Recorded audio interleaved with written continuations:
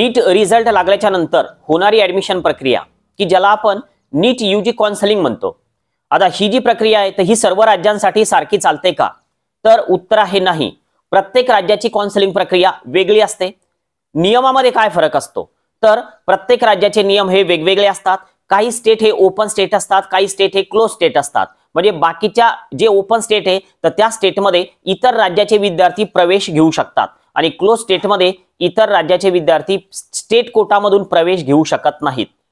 आता जर समजा आपल्याला ऍडमिशन करायची तर नीटचा रिझल्ट लागल्याच्या नंतरच सर्व राज्यांची प्रक्रिया सुरू होते का? तर उत्तर आहे नाही।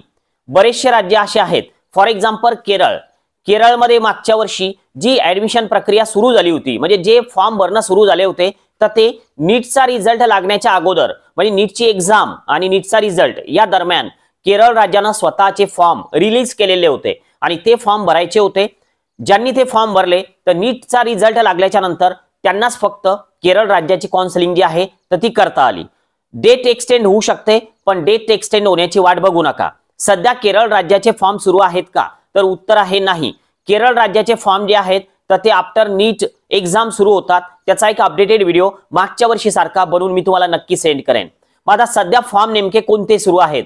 तर सध्या तुम्ही कर्नाटक राज्याचा सीईटीचा फॉर्म भरू शकता। सीईटी ही एक्झाम इंजिनिअरिंग फार्मसी यासाठीच असते का? तर नाही। तर medical admission, dental, BMS, BHMS या सर्व कोर्सेससाठी सीईटीचा कर्नाटकचा फॉर्म आहे। एक्झाम द्यावी लागेल का? तर त्यांच्या इन्फॉर्मेशन बुलेटिन नुसार आउट ऑफ स्टेट वाल्यांना सीईटीची जी एक्झाम आहे त्यांची तर ती देण्याचं काम नाही, फक्त फॉर्म भरून ठेवणं गरजेचं आहे।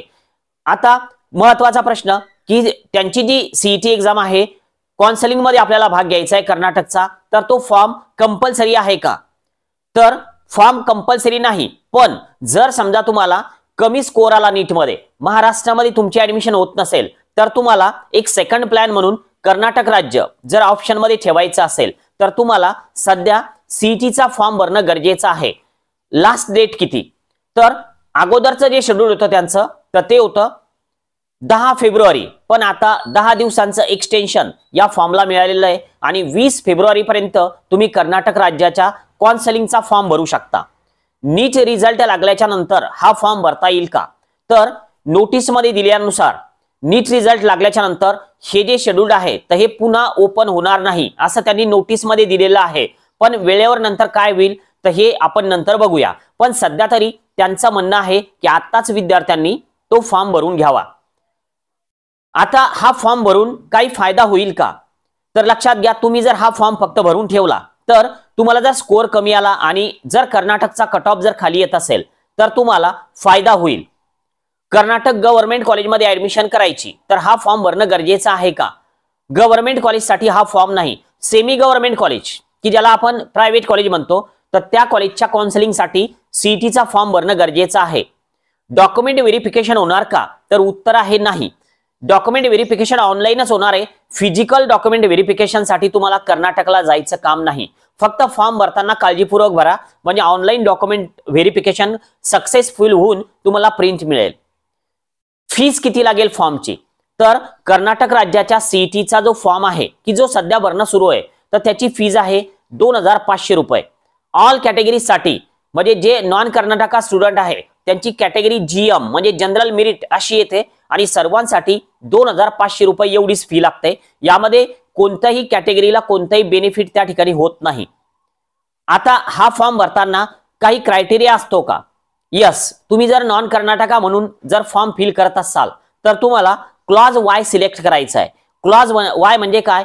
तर नॉन कर्नाटका स्टुडंट ज्यामध्ये ऍडमिशन करू शकतात, म्हणजे आउट ऑफ स्टेट वाले सुद्धा कर्नाटकामध्ये ऍडमिशन करू शकतात। मग आता हा जो फॉर्म आहे तर हा फॉर्म भरायचा किंवा नाही, तर तुम्हाला एक सेकंड प्लॅन म्हणून जर कर्नाटक ऑप्शन ठेवायचा असेल तर हा फॉर्म तुम्ही भरून ठेवावा।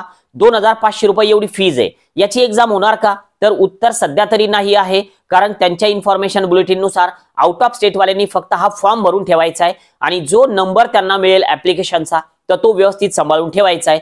कारण पुढे ज्यावेळेस नीटची रिझल्ट लागल्याच्या नंतर ऍडमिशन प्रक्रिया सुरू होईल तर त्यावेळेस या फॉर्मच्या जो प्रिंट आहे ज्यावर ऍप्लिकेशन नंबर आलेला आहे तर तो आपल्याला फिल करावा लागणार। तर त्यामुळे काळजीपूर्वक फॉर्म भरा आणि भरून ठेवा। सेकंड प्लॅन हाताशी असावा।